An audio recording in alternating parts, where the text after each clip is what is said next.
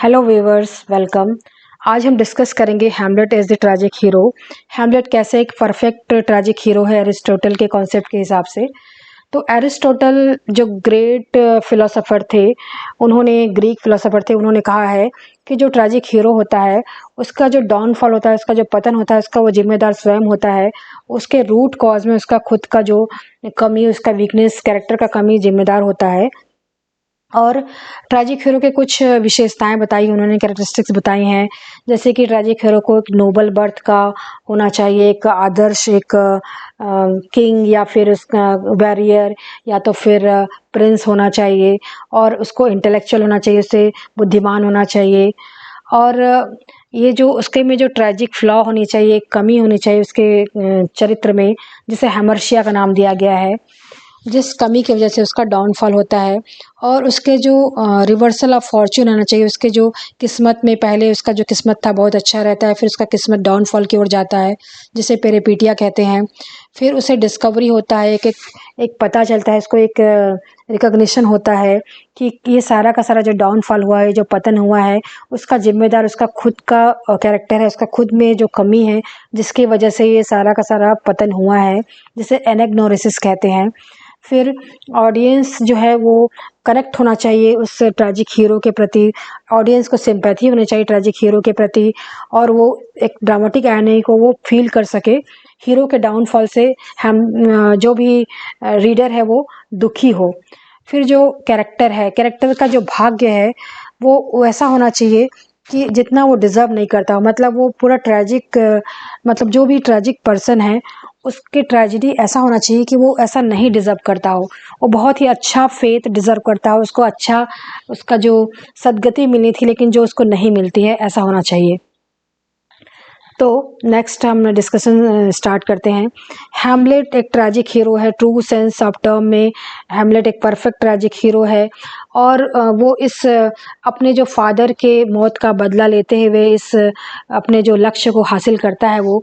और जैसे कि उसने होरेशियो है, होरेशियो जो उसका बेस्ट फ्रेंड है, उसको कहता है कि तुम जो मेरी कहानी तुम लोगों को बताना कि कैसे मैं एक योद्धा रहा हूँ, और कैसे मैंने अपने जो क्लॉडियस से अपने फादर के मौत का बदला लिया है। और लेकिन इस मौत के बदला लेने वाले प्रोसेस में हैमलेट खुद अपनी ज़िंदगी हार जाता है, अपनी ओफिलिया को खो देता है, बहुत सारे डेथ होते हैं इस प्रोसेस में। तो यहाँ पर आप साइड में देखिए, Hamlet as a tragic hero. तो हैमलेट क्या है, नोबल बाय बर्थ है और रॉयल क्लास को बिलोंग करता है, वो प्रिंस ऑफ डेनमार्क है, डेनमार्क का राजकुमार है। और वो पूरी तरह से टोटली गुड नहीं है, उसके में कुछ कुछ कमियां भी हैं, पर उसकी पर्सनालिटी में कमी है। वो एक कमी वो है कि वो ट्रैजिक फ्लॉ से डील करता है, उसके में कमी हेजिटेशन, वो हिचकिचाता है, ह्यूब्रिस एंड फेट। और वो प्रोक्रेस्टिनेशन का नेचर है, वो चीज़ों को टालता है, पोस्टपोन करता है, नेक्स्ट टाइम के लिए रखता है, बहुत ज़्यादा सोचता है वो। और वो इस तरह से सोचता है कि जो सारा जो हो रहा है उसको ठीक करना है, उसके भाग्य में सब कुछ को उसको ठीक करने के लिए उसका जन्म हुआ, ऐसा वो सोचता है। तो ये जितने भी सारे प्लेस शेक्सपियर ने लिखे हैं उसमें से जो हैमलेट है बहुत ही ज़्यादा सेलिब्रेटेड प्ले है, बहुत ही पॉपुलर प्ले है। और इसका जो प्रोटैगनिस्ट है ये बहुत ही ज़्यादा कंट्रोवर्शियल है, इसके ऊपर बहुत ज़्यादा रिसर्च हुआ है इस प्ले के ऊपर। और ये जो कैरेक्टर है, जो हिस्ट्री ऑफ इंग्लिश लिटरेचर में इसका बहुत ज़्यादा इम्पोर्टेंट स्थान है, और इसमें रिसर्च हुए हैं, और ये बहुत ज़्यादा पॉपुलर भी है। हैमलेट बहुत ही फेमस कैरेक्टर है, और जो विलियम शेक्सपियर ने जितनी भी ट्रेजेडीज लिखी है, और ये बहुत ही कॉम्प्लेक्स कैरेक्टर है और कंट्रोवर्शियल कैरेक्टर भी है। जितने भी प्ले राइट, दूसरे प्ले राइट ने भी लिखे हैं स्टेज में, इनमें से सबसे ज़्यादा ये पॉपुलर और कंट्रोवर्शियल है। और जो बेस्ट डेफिनेशन जो एरिस्टोटल ने दी है ट्रैजिक हीरो की क्या होनी चाहिए, उस पर ये पूरी तरह से खरा उतरता है हैमलेट का जो कैरेक्टर है। तो हम एरिस्टोटल ने जो कहा है पोएटिक्स में, उनकी जो बुक है पोएटिक्स में, उन्होंने प्रिंसिपल्स दिए हैं कि कैसे ट्रैजिक हीरो को होना चाहिए, और कैसे उसे बहुत ही अच्छा आदमी होना चाहिए, उसे न्यायपूर्वक होना चाहिए, गुड एंड जस्ट होना चाहिए, और न्यायपूर्वक इंसान हो, और जिसका जो दुर्भाग्य, उसका जो दुर्भाग्य होता है वो किसी वॉइस की वजह से या किसी मोरालिटी की वजह से ना हो, बल्कि खुद के हीरो में जो कमी है, उसके में जो फ्रैलिटी है और उसका जो मिस जजमेंट है, उसकी वजह से उसका फॉल होता है, उसका पतन होता है।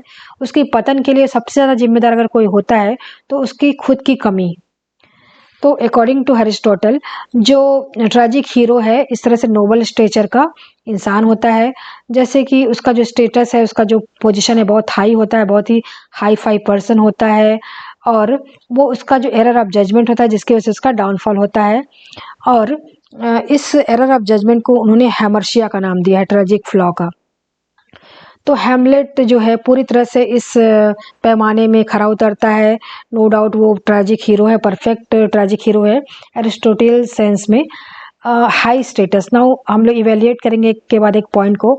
हाई स्टेटस, तो ट्रेजिक हीरो को जो होता है, शेक्सपियर का जो ट्रेजिक हीरो है, अक्सर क्या होता है कि बहुत ही हाई क्लास को बिलोंग करते हैं। जैसे कि ओथेलो में ग्रेट जनरल है ओथेलो, और मैकबेथ में मैकबेथ भी ग्रेट जनरल था, फिर बाद में किंग ऑफ स्कॉटलैंड होता है, और उसी तरह से हैमलेट भी प्रिंस ऑफ डेनमार्क है। और इस तरह से बहुत ही ग्रेसफुल और चार्मिंग पर्सनालिटी, बहुत ही शालीन है, राजकुमार है, बहुत ही अट्रैक्टिव पर्सन है। और जैसे कि ओफिलिया जो उसकी लव इंटरेस्ट रहती है, वो कहती है कि कितना अच्छा है, कितना अच्छा इसका माइंड था, कितना इंटेलेक्चुअल था, अब इसे क्या हो गया है, इतना अच्छा सोल्जर था, इतना अच्छा विद्वान था, स्कॉलर था, इतना अच्छा बोलता था टंग, इतना अच्छा योद्धा था स्वॉर्ड से।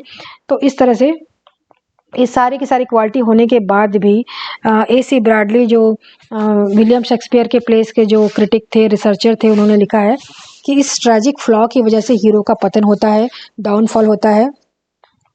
और ये जो इम्पोर्टेंट फीचर है ट्रेजिक हीरो का, वो एक टॉवरिंग पर्सनालिटी होता है, एक अपने देश का वो बहुत ही इम्पोर्टेंट पर्सन होता है, अपने पूरी कंट्री का। और जो पर्सन है वो एकदम एलीट बैकग्राउंड को बिलोंग करता है, बहुत ही हाई फाई बैकग्राउंड को बिलोंग करता है, पोजीशन उसका बहुत हाई रहता है, और रॉयल्टी, ऑलमोस्ट रॉयल्टी का पोजीशन रहता है, मतलब राज परिवार से वो आता है। और जो ट्रेजिक हीरो होता है ज़्यादातर किंग होता है, प्रिंस हो सकता है, मिलिट्री जनरल हो सकता है, सेना का अधिकारी हो सकता है, या कि बहुत ही इंपॉर्टेंट पर्सन हो अपने सब्जेक्ट्स के लिए, अपनी प्रजा के लिए। तो जैसे हैमलेट को हम देख सकते हैं कि हैमलेट यहाँ पे प्रिंस ऑफ डेनमार्क है, वो बुद्धिमान है, इंटेलेक्चुअल है, स्कॉलर है, वो यूनिवर्सिटी ऑफ विटनबर्ग में पढ़ाई करता है, बहुत ही हाईली एजुकेटेड है, सोशिएबल है, लोगों से मिलता जुलता है, बहुत ही फ्रेंडली पर्सन है, बहुत ही चार्मिंग है, लोगों का प्यारा राजकुमार है वो, और फिलोसफिकल बेंट ऑफ माइंड का है वो। जर्मनी में वो फिलोसफी की पढ़ाई करता है, दर्शन की पढ़ाई करता है, और उसका नेचर भी फिलोसफिकल है, बहुत ज़्यादा वो सोचता है, फिलोसफाइज करता है, मोरालिटी पे बिलीव करता है, नैतिकता पे बिलीव करता है, और वो पर्सन बहुत ही हाई है। और इसके डाउनफॉल से क्या होता है, इस हीरो के डाउनफॉल से पूरे देश, जिस देश को बिलोंग करता है, उसमें पूरा उथल पुथल मच जाता है। जैसे कि हैमलेट जब रिवेंज लेने को होता है, अपने पिता की मौत का जब बदला लेता है, तो ना सिर्फ अपने अंकल को मारता है, बल्कि उसकी इस रिवेंज के दौरान, इस बदले के दौरान उसकी भी मौत हो जाती है लियटिस के हाथों, जो पोलोनियस का बेटा रहता है। और इसकी वजह से डायरेक्ट इसका रिजल्ट क्या होता है कि उसका भी डेथ हो जाता है, और नॉर्वे का देश का जो राजकुमार रहता है 14 ब्रास, वो डेनमार्क पे आक्रमण किए रहता है, और डेनमार्क वहाँ का राजा बन जाता है, पूरा कंट्रोल कर लेता है डेनमार्क पर। तो इस पूरे टर्मोइल में, इस पूरे उथल पुथल में सिर्फ हैमलेट का भाग्य शामिल नहीं है, हैमलेट की ही सिर्फ स्थिति नहीं हो रही, बल्कि यहाँ पर क्या है कि डेनमार्क भी प्रभावित हो रहा है, नॉर्वे देश भी प्रभावित हो रहा है, पूरा का पूरा देश प्रभावित हो रहा है, और देश के लोग प्रभावित हो रहे हैं। एक सिंपल आदमी के प्रभावित होने से, एक सिंपल आदमी के ट्रेजेडी से ज़्यादा लोग प्रभावित नहीं होते हैं। लेकिन एरिस्टोटल के हिसाब से जो इस तरह से जो नोबल कैरेक्टर होते हैं, या फिर शेक्सपियर के हिसाब से भी जो जितने भी जो हीरोज़ होते हैं, वो हाई क्लास को बिलोंग करते हैं। तो ये जो ट्रेजिक फ्लॉ है हैमलेट के कैरेक्टर में, जो ट्रेजिक फ्लॉ है, जो शेक्सपियरियन कैरेक्टर्स में जो ट्रेजिक फ्लॉ होती है, कमी होती है, वो उसमें क्या होता है कि बहुत ज़्यादा टू मच फील करता है, बहुत ज़्यादा सोचता है, बहुत ज़्यादा महसूस करता है, और बहुत ज़्यादा डिस्टर्ब रहता है, सेल्फ एनालिसिस करता है, मनन करता है, चिंतन करता है, और जिसकी वजह से ऐसे रिजल्ट हो जाते हैं, ऐसे कॉन्सिक्वेंसेस हो जाते हैं जो होने नहीं थे। अच्छी अच्छी स्थिति होनी थी लेकिन वो हो नहीं पाती है। एक एग्जांपल हम ले सकते हैं हेमर्शिया का, जो इसमें हेमर्शिया को कहा जाता है ट्रेजिक फ्लॉ कहा जाता है। हेमर्शिया ग्रीक वर्ड है जिसका मतलब है मिसिंग द मार्क। और हेमर्शिया होता है जिसमें क्या होता है, हैमलेट जो सही से निर्णय नहीं ले पाता, सही से जजमेंट नहीं ले पाता, वो लड़खड़ाता है जजमेंट लेने में, डिसीजन लेने में, जिसकी वजह से उसका अनटाइमली डेथ हो जाता है, अपने मतलब असमय मृत्यु होती है उसकी। और वो अपॉर्चुनिटी जब भी उसको मिलता है क्लॉडियस को मारने का, अपने चाचा को मारने का, तो उस अपॉर्चुनिटी को वो टाल जाता है। देखिए यहाँ पे क्लॉडियस जो है प्रे कर रहा है, यहाँ पे हैमलेट अपनी तलवार के साथ खड़ा है, तो उसको अपॉर्चुनिटी जो मिलती है उसको वो गंवा देता है, उस मौके को गंवा देता है। उसके में जो हैबिट है वो प्रोक्रेस्टिनेशन की हैबिट है, वो चीज़ों को टालता है, प्रोक्रेस्टिनेट करता है, डिले करता है, देर करता है और डिसीजन नहीं ले पाता, सही समय पे सही निर्णय नहीं ले पाता वो। और जब वो देखता है कि जो उसका चाचा है प्रे कर रहा है तो उसे मारने का पहले सोचता है, लेकिन फिर सोचता है कि मेरे फादर की जो मौत हुई है, सोते वक्त मौत हुई, जब उसके फादर हैमलेट के फादर सोते वक्त गार्डन में सो रहे थे और उसका जो भाई क्लॉडियस आता है और उनके कानों में जहर डाल देता है, जिसकी वजह से उनकी मौत हो जाती है। तो उनके फादर का घोस्ट कहता है कि मुझे अनटाइमली डेथ मिला था, मैं अपने डेथ के लिए प्रिपेयर्ड नहीं था, मैं अपने पापों के लिए प्रायश्चित भी नहीं कर पाया, जिसकी वजह से मैं नरक की आग में जल रहा हूँ। और तो कहता है कि बेटा तुम्हें मेरे मौत का बदला लेना है। तो हैमलेट सोचता है अगर मैं इस समय मार दिया तो ये जो क्लॉडियस है सीधा स्वर्ग जाएगा, प्रेयर कर रहा है, अपने पापों का प्रायश्चित कर रहा है और वहाँ पर मेरे पिता की आत्मा भटक रही है, तो मैं ऐसी मौत इसे नहीं दूंगा, इसे तड़फा तड़फा के मारूंगा कहना चाहिए उनको, ताकि हेल फायर में वो जले। हैमलेट फिर उस समय नहीं मारता उसे और क्लॉडियस चाहता है कि जो हैमलेट क्लॉडियस को तब मारे जब कोई वो पाप कर रहा हो, कमिटिंग अ सिन, वो कोई पाप करता रहा हो, या तो कि जो क्लॉडियस है उसने हैमलेट की माँ से शादी की थी जो कि उसकी खुद की सिस्टर इन लॉ थी, भाभी थी। तो हैमलेट के हिसाब से ये इंसेस्ट था, एक अनैतिक संबंध जो कि फैमिली में होता है। तो इसके हिसाब से जो हैमलेट सोचता है कि जब ये अपना इस प्लेजर को वो एंजॉय करते रहेगा, सेक्सुअल प्लेजर को, उस समय मारूंगा। इट इज़ ए तो इस तरह से जो परफेक्शनिज्म की जो इसकी आदत थी कि सब कुछ परफेक्ट होना चाहिए, किस समय मारूंगा वो परफेक्ट समय होना चाहिए, जिसकी वजह से सारा का सारा ट्रेजेडी होता है। और इसकी वजह से डेनमार्क देश भी सफ़र करता है, डेनमार्क में भी पूरी उथल पुथल मच जाती है। इसी तरह एक्ट 3 सीन 2 में क्या होता है कि जब उसका सामना, हैमलेट का सामना अपनी माँ गर्ट्रूड से होता है, और वहाँ पर क्या होता है कि कहा सुनी में हैमलेट की जो मदर है चिल्लाती है, हेल्प हेल्प चिल्लाती है, तो पोलोनियस वहाँ से आवाज़ देता है हेल्प हेल्प करके, आप यहाँ पिक्चर में देख सकते हैं। तो हैमलेट समझता है कि यहाँ पे क्लॉडियस उसका चाचा छिपा हुआ है, तो वो आओ देखता है ना ताव और यहाँ तलवार से हमला कर देता है और यहाँ पोलोनियस की मौत हो जाती है। तो पोलोनियस की मौत के गम में ओफिलिया जो उसकी बेटी रहती है वो पहले तो पागल हो जाती है, फिर बाद में नदी में डूब जाती है और उसकी मौत हो जाती है। तो हम इस सारे पर्सपेक्टिव को देखें, इस पूरे घटनाक्रम को देखें, तो हमको पता चलेगा कि अगर क्लॉडियस की हत्या हैमलेट पहले ही कर दिया होता, जब वो प्रेयर कर रहा था, उस समय बॉडीगार्ड्स भी नहीं थे उसके आसपास, तो ये सारी की सारी ट्रेजेडी नहीं हुई रहती और वो अपना जो बदला लेने में सफल हो जाता। और ये जो रिवेंज प्ले है बहुत जल्दी ख़त्म हो जाता है। ये पूरा का पूरा प्ले जो है रिवेंज प्ले है, बदले का प्ले है। अब पोलोनियस मरा नहीं रहता, अब पोलोनियस नहीं मरता तो उसकी बेटी नहीं मरती, क्योंकि पोलोनियस के गम में ही वो ओफिलिया पागल हुई रहती। तो इस तरह से ओफिलिया जो कि उसकी लव इंटरेस्ट थी, उसकी जो महबूबा थी, तो उससे उसकी शादी हो सकती थी, दोनों अच्छी से लाइफ बिता सकते थे, लेकिन ऐसा कुछ नहीं हुआ क्योंकि ये एक ट्रेजेडी है ये। तो हैमलेट के इस फ्लॉ, इस कमी की वजह से, जिसमें वो चीज़ों को टाल जाता है, सही समय पे सही निर्णय ले लेता है, जिसकी वजह से पूरा का पूरा ट्रेजेडी होता है और अंत में उसकी भी मौत हो जाती है। और आखिरी में जो स्टेज रहता है पूरा डेड बॉडी से भरा रहता है, उसकी माँ मर जाती है, गर्ट्रूड मर जाती है, उसका चाचा मरता है, हैमलेट खुद मरता है, लियटिस जो पोलोनियस का बेटा है वो भी मर जाता है और बहुत सारे लोगों की मौत हुई है इस दौरान। रोजेनक्रैन और गिल्डेस्टन की भी मौत हुई है। तो फिर कॉन्फ्लिक्ट, ये इंपॉर्टेंट कैरेक्टरिस्टिक्स है। कॉन्फ्लिक्ट होता है इंटरनल और एक्सटर्नल, अंदरूनी कॉन्फ्लिक्ट भी होता है और बाहरी कॉन्फ्लिक्ट भी होता है हीरो के कैरेक्टर में। तो जो ट्रैजिक हीरो रहता है वो बहुत सारे कॉन्फ्लिक्ट से, बहुत ज़्यादा स्ट्रगल से, संघर्ष से गुजरता है, एक्सटर्नल और इंटरनल दोनों। तो जो इंटरनल कॉन्फ्लिक्ट है इसमें क्या होता है कि जो ट्रैजिक हीरो होता है उसके में एक प्रिंसिपल होता है, वो मोरल स्क्रैपल रहता है, वो मोरालिटी में बिलीव करता है, डिसीजन नहीं ले पाता सही समय पे, जैसे कि हेमलेट डिसीजन नहीं ले पाता। वो अपने जो फादर से तो बहुत प्यार करता है, अपने जो फादर जिसकी मौत हो गई है, जिसकी हत्या हुई है, और उसे लगता है कि उसकी मदर को डिसऑनर किया गया है, उसकी मदर को उसके चाचा ने सड्यूस किया है, एंड अपने वो चाचा के विलेनिटी से भी बहुत दुखी है, जितना मतलब बुरा निकला उसका चाचा, तो उसे बदला लेना है चाचा से। और लेकिन एक तरह से वो बहुत ही नोबल पर्सन है, बहुत ही अच्छा आदमी है, बहुत ही ज़्यादा नैतिक आदमी है, और उसके जो आदर्श हैं वो आदर्शों में चलता है।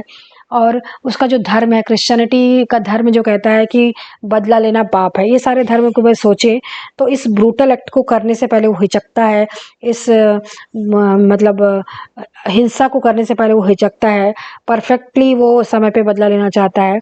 और इससे क्या होता है, इसका रिजल्ट ये होता है कि वो अपने आप में बहुत ज़्यादा टॉर्न होता है, बहुत ज़्यादा वो संघर्ष चलता है, वो अंदर से टूट जाता है, सफ़र करता है, मेंटल टॉर्चर सफ़र करता है।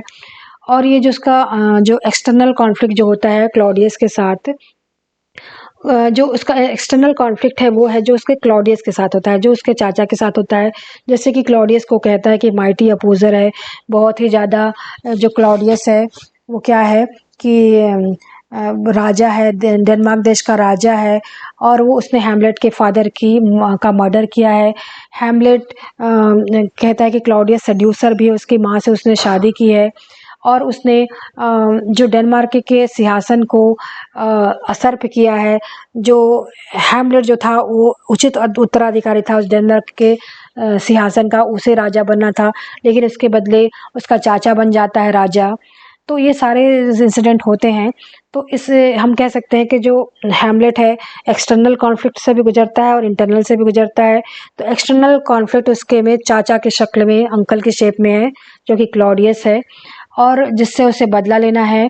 और चूँकि हैमलेट को बहुत ही परेशानी होती है इस क्लॉडियस से बदला लेने के लिए, क्योंकि जो क्लॉडियस है बहुत ही क्लेवर है, क्राफ्टी है, चालाक है, धूर्त है, उसका प्रॉपर सिक्योरिटी है, क्योंकि वो एक देश का राजा है, और हैमलेट को बदला लेने में परेशानी होती है, और उसकी जो मोरालिटी है उसकी वजह से उसको भी दिक्कत होती है।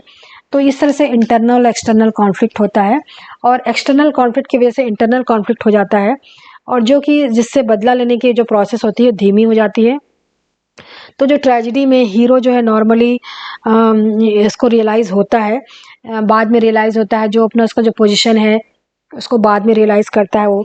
जैसे कि एरिस्टोटल इसे कहते हैं change from ignorance to knowledge.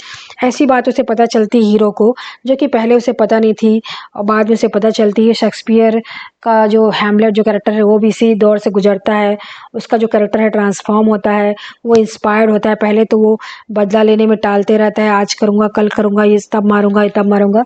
लेकिन बाद में जब वो प्ले विद इन प्ले जब देखता है, जब मर्डर ऑफ गोंजागो देखता है, तो वहाँ पर जो कैरेक्टर रहता है, जो है क्यूबा के बारे में जो भाषण देता है, स्पीच देता है, इससे वो बहुत ज़्यादा इंस्पायर्ड हो जाता है, और उससे तो सोचता है कि अब मुझे बदला लेना ही है। उसके बाद जो क्लोजेट सीन आता है जिसमें उसका सामना उसकी मदर से होता है, फिर ग्रेवयार्ड सीन आता है, वहाँ पर भी वो पूरी तरह से ठान लेता है कि अब मुझे बदला लेना है। अब मैं पूरी तरह से जान गया हूँ कि मेरे चाचा ही हैं जो मेरे फादर की मौत के ज़िम्मेदार हैं, तो मुझे उनको सही जगह पे पहुँचाना है, वो ठान लेता है, चाहे इसमें मेरी जान भी चली जाए। मोस्ट इम्पॉर्टेंटली क्या है, जो हैमलेट जो है अपने जो गोल को फिर लास्ट में अचीव करता है, और उस क्लॉडियस को मार देता है, और इसमें पूरी तरह से वो सक्सेसफुल हो जाता है, अपने पिता का वो बदला ले लेता है। तो हैमलेट क्या है, डूअर है, वो काम करने वाला है, लेकिन उसके जो कैरेक्टर में जो कमियां है, जैसे इनडिसीजन है, वो बार बार वो सोचता है, फिलोसफी करता है, ये सारे उसके जो एक्शन के रास्ते में आड़े आते हैं। तो जो इंटरनल कॉन्फ्लिक्ट है हैमलेट को इसकी वजह से जो क्या है कि हैमलेट क्लॉडियस को प्रेयर करते हुए नहीं मार पाता है। फिर कंक्लूजन क्या है कि इन द एंड हम कंक्लूड कर सकते हैं कि जो हैमलेट का जो कैरेक्टर है, जो चरित्र है, पूरी तरह से प्ले में अच्छी तरह से पोर्ट्रे किया गया है, और जो सारे जो क्वालिटीज़ बताए गए हैं कि एक ट्रेजिक हीरो में होनी चाहिए, वो सारी की सारी क्वालिटी हैमलेट में है। वो परफेक्ट ट्रेजिक हीरो है, और हैमलेट को हम उसके ब्रेवरी के लिए, उसकी बहादुरी के लिए और उसकी अच्छाई के लिए उतना नहीं जानते हैं जितना कि उसके हम इसलिए जानते हैं कि ये जो वो बदला लेना चाहता था, और इस बदले लेने के प्रोसेस में चूँकि वो डिले करता है तो काफ़ी वो मिस्टेक भी करता है, जिसकी वजह से उन लोगों की भी मौत हो जाती है जिनकी मौत नहीं होनी थी। जैसे कि पोलोनियस की मौत हो जाती है, ओफिलिया की मौत होती है और खुद हैमलेट की भी मौत हो जाती है। और जो हैमलेट जो है बहुत ही एम्बिशियस है, बहुत ही ज़्यादा महत्वाकांक्षी है, बहुत सारे अकम्प्लिशमेंट उसे मिलते हैं, वो अपने उद्देश्य में सफल होता है। पोलोनियस जो क्लॉडियस को मारने में सफल होता है, अपने पिता का वो बदला ले लेता है, लेकिन इसके साथ साथ उसको बहुत सारे डिफीट्स भी मिलते हैं और कुछ वो ऐसे काम भी कर जाता है जिसे उसे नहीं करने थे। ओफिलिया से वो बुरी तरह से पेश आता है, अपनी माँ से भी बहुत बुरी तरह से पेश आता है वो गर्ट्रूड से, और पोलोनियस को वो अनजाने में मार देता है। ये सारी चीज़ें नहीं होनी चाहिए थी जो होती हैं इस ट्रेजेडी के दौरान। तो हम कह सकते हैं कि जो हैमलेट का जो कैरेक्टर है उसमें ना सिर्फ अच्छाई है बल्कि कमियां भी हैं, उसमें वर्च्यू भी है, एविल भी है, गुड पॉइंट्स भी हैं, वीकनेसेस भी हैं, सारे के सारे उस कैरेक्टर में हैं जो कि एक परफेक्ट ट्रैजिक हीरो में होनी चाहिए। तो ये सारा डिस्कशन था Hamlet as a tragic hero. अगर आपको ये डिस्कशन हेल्पफुल लगा होगा तो please like my video and subscribe my channel. Thank you so much.